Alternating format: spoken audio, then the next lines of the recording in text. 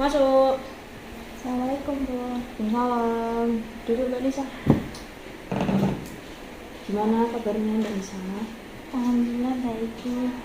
Tapi akhir-akhir ini tuh Nisa lagi pusing gitu loh Bu, banyak pikiran.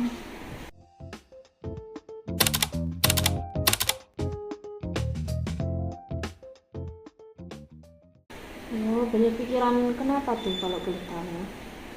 Kan ini lagi UAS ya Bu. Jadi tuh tugasnya tuh banyak banget Bu. Jadi Nisa tuh bingung gimana bagi waktunya. Karena Nisa juga pengen main sama teman-teman.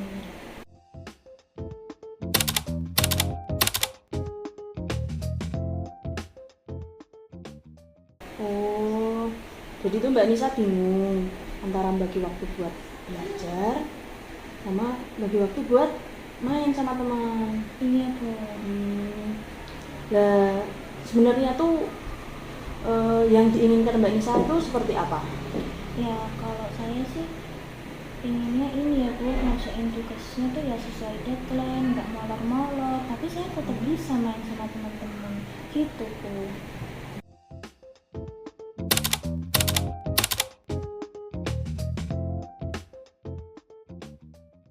Ya sudah betul. Kalau sekarang apa langkah yang udah Mbak Nisa lakukan buat mewujudkan keinginan Mbak Nisa itu? Saya itu biasanya buat jadwal harian gitu ya Bu, misal malamnya saya buat planning nih, besoknya saya mau ngapain aja gitu Bu, dari pagi sampai malam. Tapi kadang tuh nggak sesuai jadwalnya gitu Bu.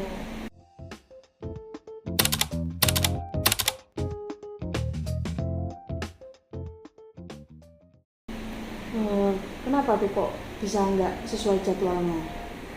Ya kan kadang ada ya Bu kegiatan-kegiatan yang kayak mendadak gitu, jadi tuh planning saya tuh berantakan gitu Bu. Kadang juga saya males, jadi lebih milih scroll TikTok. Oh gitu. Iya. Berarti kan ada faktor internal dari Mbak Nisanya sendiri sama dari faktor eksternal yang karena kegiatan dan lain-lain itu kan. Iya Bu.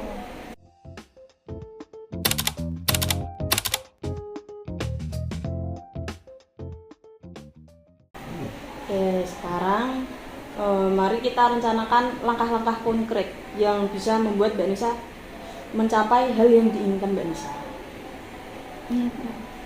Jadi misal langkah pertama yang akan kita ambil adalah kayak Mbak Nisa membagi waktu nih antara nanti belajar dan benar-benar kayak dipatok dari waktu segini sampai segini Mbak Nisa fokus belajar tuh, dan itu dicari waktu yang benar-benar luang. Kayak kan nggak mungkin ada kegiatan tiba-tiba misal malam atau pagi sebelum subuh itu tiba-tiba ada kegiatan tuh, nah kan nggak, kayak kurang kurang kurang mungkin gitu loh.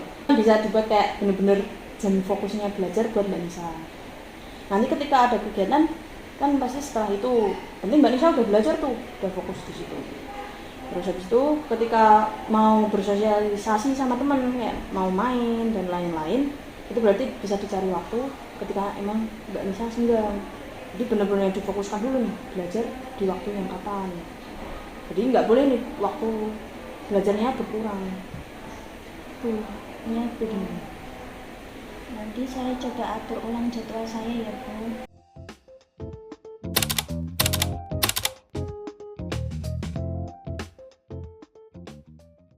Gitu.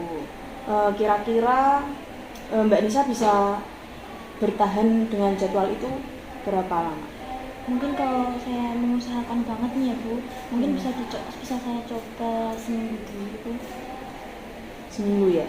Nah, Oke, berarti seminggu ke depan Mbak Nisa fokus pada jadwal itu. Minggu depan setelah itu berarti Mbak Nisa coba temen saya lagi buat kita evaluasi bareng-bareng gimana jadwal yang baru ya. iya Bu.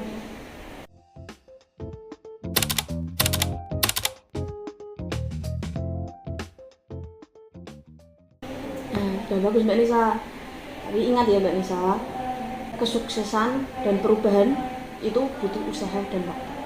Jadi Mbak Nisa yang sabar, semangat, dan konsisten. Iya Bu.